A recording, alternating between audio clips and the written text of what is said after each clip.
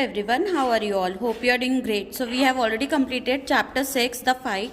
Now it's time for a chapter 7, that is the open window. Frampton Natal had bad nerves. He retires to the country for cure and calls on a family friend, the lady being busy upstairs. Her young niece refers to a family mishap with focus on the open window. So it is a story about open window. Let's begin our story and find out what is given in the chapter. My aunt will be down presently, Mr. Nuttall said, a very self-possessed young lady of 15. In the meantime, you must try and put up with me. Frampton Nuttall endeavoured to say something which should duly flatter the niece of the moment without unduly discounting the aunt that was to come. Privately, he doubted more than ever whether these formal visits of succession of total strangers would do much towards helping the nerve cure which he was supposed to be undergoing.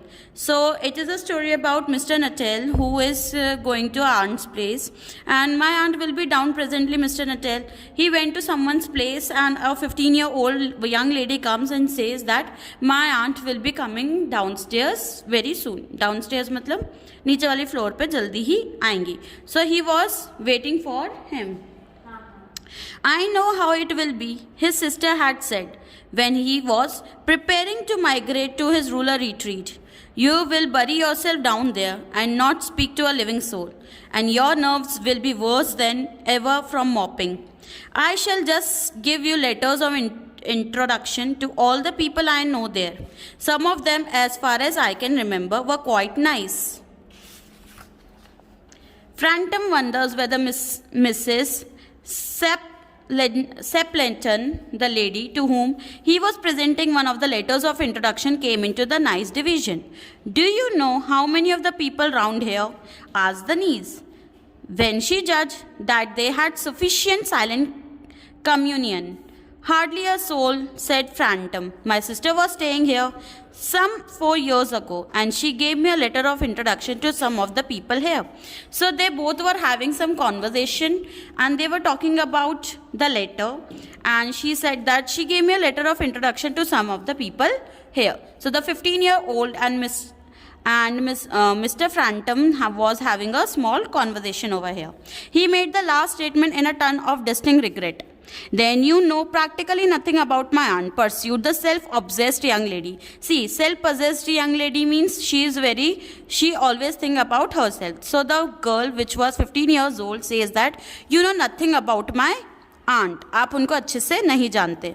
Only her name and address admitted the caller. He was wondering whether Mrs. Stapleton was in the married or widowed state. An undefinable something about the room seemed to suggest masculine habitation. See, what happened? Mr. Frampton says that I just know her name and the address, and I don't know whether she is married or widow. I know very little about her. I don't know much about that lady. Her great tragedy happened just 3 years ago, said the child. That would be since your sister's time. See, he said that she met with a tragedy which was about 3 years ago.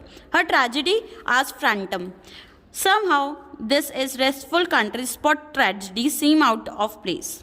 You may wonder why we keep that window wide open or an October afternoon, said the niece, indicating a large French window that opened to the lawn. See, she says that it was a very big tragedy that happened with our aunt, which was upstairs.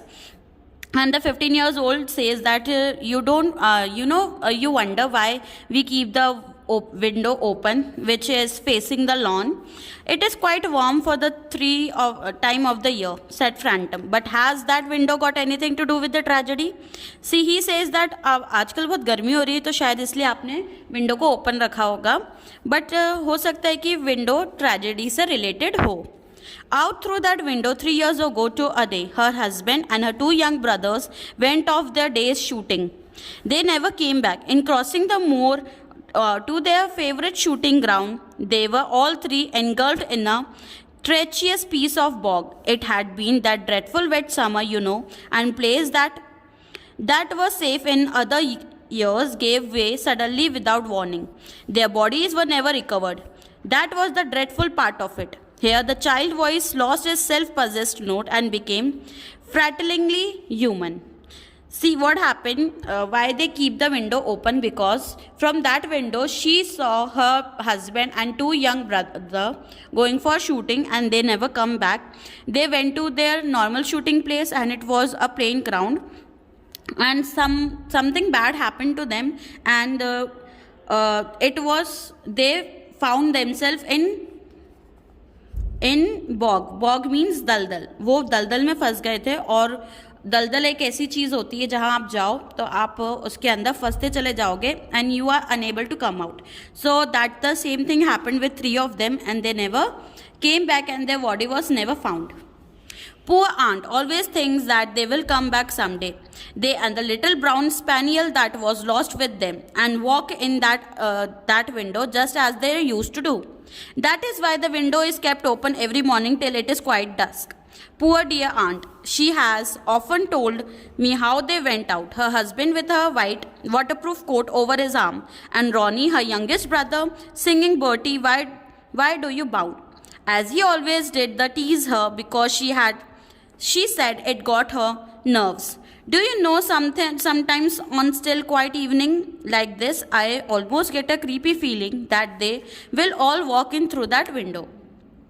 So she says that yes, for this is the reason why we are keeping the window open, and my aunt still thinks that they will come from that window. So that's why that is the reason why they have kept the window open, because from that window she has seen her husband and two young brother the last time. She broke off with the little shudder. It was a relief to Phantom when the aunt bustled into the room with a whirling of apologies for being late in making her appearance. While they were talking, her aunt came down the stairs and she apologized. She says sorry for being late. I hope Vera had been amusing you, she said. She has been very interesting, said Phantom. I hope you don't mind the open window, said Mrs. Sepleton briskly. My husband and brother will be home directly from shooting and they always come in this way. They have been out for a snip in the marshes today, so they will make a fine mess over my poor carpet. So like men flock, isn't it? She rattled on cheerfully about the shooting and the scarcity of birds and the prospect for ducks in the winter. To Phantom, it was all purely horrible. So she says that I have kept the window open and I think it doesn't bother you because my husband and my two young brother will be coming from that way anytime. They have went for shooting, they love shooting, and there are plenty of duck during the winter, so it is the best time for shooting. He made a desperate but only partial successful effort to turn the talk to the less ghastly topic. He was conscious that his hostess was giving him only a fragment of her attention, and her eyes were constantly straying past him to the open window and the lawn beyond. It was certainly an unfortunate coincidence that he should have paid the visit on the tragic anniversary. So what happened? She was talking about her husband and two young brother which have already died, and she have went to cope up with their demise, and she was still thinking that any time her husband and her two young brother will be coming anyhow. So Mr. Phantom thinks that this is the horrible time that I have showed up in their house. The doctors agree in ordering me complete rest and absence of mental excitement, avoidance of anything in the nature of violent physical exercise, announced Phantom, who labored under the tolerable whispered delusion that total strangers and chance acquaintances are hungry for the least detail of one's ailment and infirmities, their cause and cure. On the matter of diet, they are not so much in agreement, he continued. No, said Mrs. Stapleton, in a voice which only replaced a yawn in the last moment. Then she suddenly brightened into alert attention, but not to what Phantom was saying. So Phantom was telling that how the doctor has said to him that no physical exercise and avoidance of any mental pressure and any food, several foods. So she was not at all listening to him, and she yawned for a while. Yawn matlab ubasili, and then again became bright and alert when she has to speak something.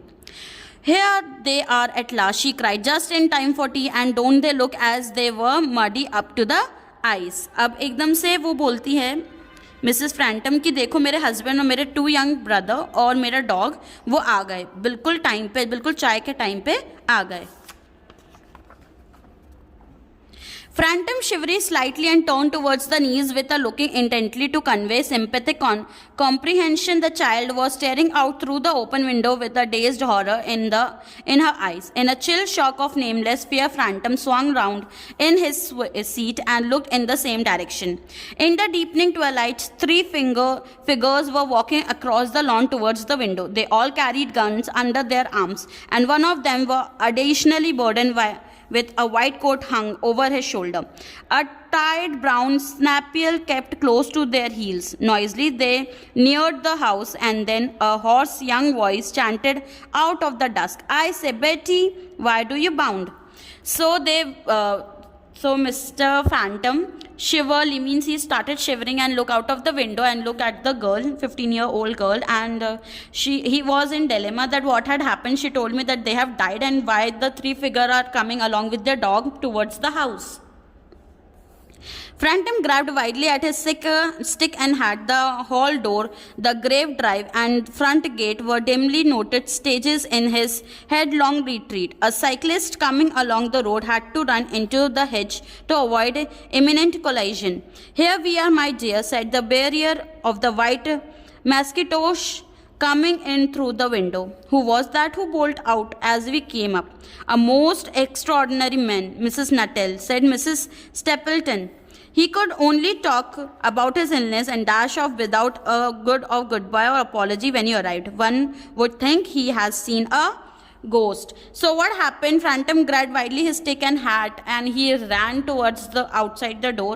And Mrs. Stapleton was confused, and Mr. Nuttall, her husband, came inside and said that why that man is running blindly. So she said that it seems that he has seen some ghost.